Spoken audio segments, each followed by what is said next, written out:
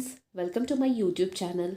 Last video में हमने पढ़ा था मूवमेंट्स ऑफ द बॉडी के बारे में, जिसमें हमने पढ़ा था व्हाट आर टिश्यूज़ क्या होते हैं, फिर हमने पढ़ा था ऑर्गन्स क्या होता है, ऑर्गन सिस्टम क्या होता है, देन हमने देखा था स्केलेटल सिस्टम क्या होता है, what are the functions of skeletal system, then injuries क्या होता है, स्प्रेन क्या होता है। तो ये सारे टॉपिक हमने कवर कर लिया था। आज का हमारा टॉपिक है स्कल।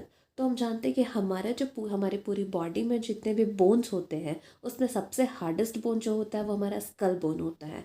और सम ऑफ दीज और इनमें से कुछ बोन जो होते हैं वो क्रैनियम का फॉर्मेशन करते हैं, या तो हम कह सकते हैं जो हमारे ब्रेन का कवर होता है उनका फॉर्मेशन करते हैं। और जो रेस्ट ऑफ बोन होते हैं वो हमारे फेशियल बोन होते हैं। तो हम जानते हैं कि जो क्रैनियम होता है एक ऐसा बोन होता है जो हमारे हेड का फॉर्मेशन करता है। नाउ हमने देखा था कि जो रेस्ट बोन होते हैं वो बाकी जितने बचे हुए बोन होते हैं वो फेशियल बोन होते हैं, जो कि हमारे फेस को एक शेप प्रोवाइड करते हैं। एंड देन यहाँ पे टू हॉलोस या फिर सॉकेट होते हैं जो हमारे फेशियल बोन में होते हैं और हमारे आई को प्रोटेक्ट करते हैं। यहाँ पे हम देख सकते हैं कि these are the two hollows, या फिर हम कह सकते हैं two socket.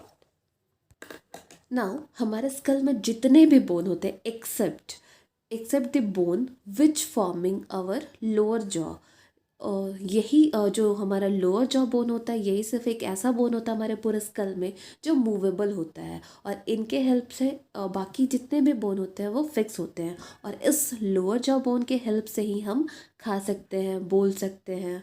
Now the next topic is spine. अब स्पाइन को ही हम वर्टिब्रल कॉलम या बैकबोन कहते हैं, और इसमें बहुत सारे स्मॉल स्मॉल बोन कंसिस्ट होते हैं जिसको हम वर्टिब्रे कहते हैं। और ये जो वर्टिब्रे होता है ये सिंगुलर फॉर्म होता है वर्टिब्रा का। And the vertebrae are hollow, इसमें सेंटर में एक खोखला होता है और ये एक साथ जॉइन होके एक ट्यूब का फॉर्मेशन करते हैं। और स्पाइनल कॉर्ड जो इस ट्यूब से रन करता है, वो जैसे हमने बीट्स देखा है मोतियों से हम कह सकते हैं कि जिस तरह से थ्रेड रन करता है उसी तरह से इस ट्यूब से स्पाइनल कॉर्ड रन करता है। और ये जो स्पाइनल कॉर्ड होता है ये वर्टिब्रे के थ्रू प्रोटेक्टेड होता है।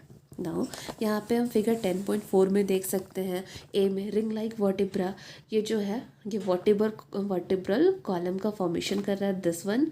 एंड बी में हम देख सकते हैं जो वर्टिब्रे है उनमें कार्टिलेज है इस वर्टिब्रे के बीच में। यहाँ पे हम देख सकते हैं these are the cartilage. Now these vertebrae run right down from the neck to below the hip. तो हम कह सकते हैं ये जो वर्टिब्रे है ये हमारे नेक से हमारे हिप तक रन करता है, और इसमें एक रबरी टिश्यू होता है जिसे हम कार्टिलेज कहते हैं। और ये जो कार्टिलेज होता है ये हमारा जो वर्टिब्रा होता है या वर्टिब्रे होते हैं इनके स्मूथ मूवमेंट को अलाउ करते हैं। और कह सकते हैं जो वर्टिब्रा है हमारे वेस्ट रीजन में ये हमें हम कह सकते हैं फॉरवर्ड बेंड करने में, बैकवर्ड बेंड करने में, साइड एंड हमारा जो वेस्ट है उसको ट्विस्ट करने में हेल्प करता है। और जो वर्टिब्रा हमारे नेक में होता है वो हमारे नेक का साइड टू साइड मूवमेंट के लिए अलाउ करता है, then forward and backward movement के लिए अलाउ करता है। और जो वर्टिब्रा होता है ये एक स्प्रिंग के जैसे काम करता है और हमारे हेड को एक कुशनिंग प्रोवाइड करता है, जिससे हमारे जब भी हमारे बॉडी में कोई जर्क होता है तो इससे हमारे ब्रेन को कोई भी हम कह सकते हैं कि कोई भी डैमेज नहीं होता है, कोई भी नुकसान नहीं होता है। जब भी हम या तो कहीं पे हम जा रहे होते हैं या दौड़ रहे होते हैं, जंपिंग के टाइम पे जब जर्किंग होता है तो इसमें हमारे ब्रेन को ये किसी भी टाइप के इंजरीज से प्रोटेक्ट करता है। Now the next topic is rib cage.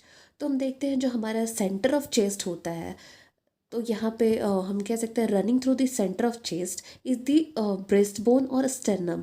तो स्टेर्नम जो होता है ये एक लॉन्ग फ्लैट बोन होता है जो हमारे चेस्ट के सेंट्रल पार्ट में लोकेटेड होता है। नाउ ये joint to it a strong flexible bone called ribs. तो अब इस बोन को हम कह सकते हैं कि हमारे ब्रेस्ट बोन को जो strong curve flexible bone join करता है उसे हम रिब कहते हैं। और ये जो रिब होता है, rib curve around and join the vertebral column at the back.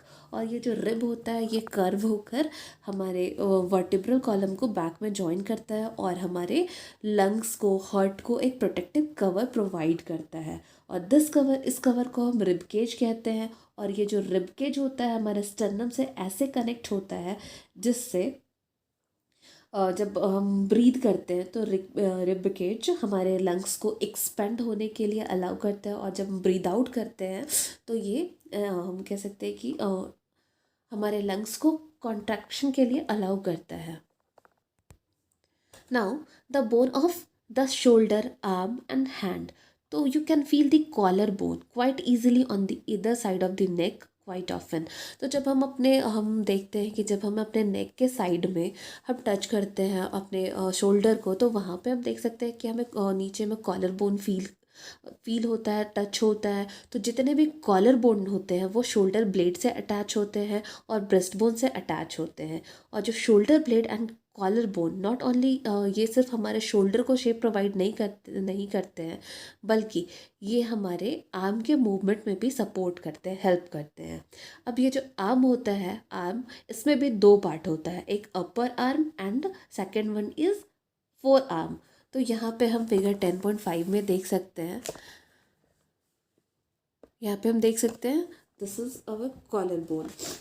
यहाँ पे this is collar bone, this is shoulder blade, shoulder joint. ये हमारा अपर आर्म है, ये हमारा फोर आर्म है। यहाँ पे बोन्स ऑफ रिस्ट है, बोन ऑफ हैंड है, बोन ऑफ फिंगर है। This is elbow joint. तो यहाँ पे हम कह सकते हैं कि one long bone run through the upper arm while two bone give से shape to the forearm. यहाँ पे हम देख सकते हैं फिगर में कि एक लॉन्ग बोन जो है, जो हमारा अपर आर्म का फॉर्मेशन कर रहा है, एंड फोर आर्म में दो बोन मिलकर फोर आर्म का फॉर्मेशन करते हैं। एंड जो बोन होते हैं अपर आर्म के is joint to the bone of the forearm. यहाँ पे यहाँ पे हम देखेंगे जो अपर आर्म का बोन है, यहाँ पे एल्बो जॉइंट के में यहाँ पे ये फोर आर्म से मिलते हैं। एंड ये यहाँ पे शोल्डर ब्लेड यहाँ पे fit into the shoulder blade at the shoulder. And हमारा जो अपर आर्म होता है यहाँ पे शोल्डर ब्लेड में जाके फिक्स हो जाता है। Sorry. Then now next is the hip bone. तो each hip bone is form by 3 bone fuse together. अब जो हिप बोन का फॉर्मेशन होता है उसमें 3 बोन का फ्यूजन होता है, जिसमें 2 हिप बोन जो vertebra joint to the vertebra हम कह सकते हैं, जिसमें से 2 हिप बोन जो होते हैं वो हिप वर्टिब्रा से जॉइन होते हैं। And the hip bone and the vertebra they are ये जो हिप बोन होता है और ये जो वर्टिब्रा होता है ये एक साथ मिलकर पेल्विक ग्राइडल का फॉर्मेशन करते हैं। एंड जो थाई बोन होते हैं, ये थाई बोन ये एक सॉकेट होता है हिप बोन में, उसमें आकर फिक्स होते हैं। ना ये जो पेल्विक ग्राइडल होते हैं ये हमें चलने में, दौड़ने में, देन खड़े होने में, बैठने में हेल्प करते हैं। और ये हमारे पूरे बॉडी के वेट को सपोर्ट करते हैं, जिससे हम आराम से खड़े हो सकते हैं, बैठ सकते हैं, हम एक प्लेस से दूसरे प्लेस तक जा सकते हैं अपने पूरे बॉडी को कैरी करके।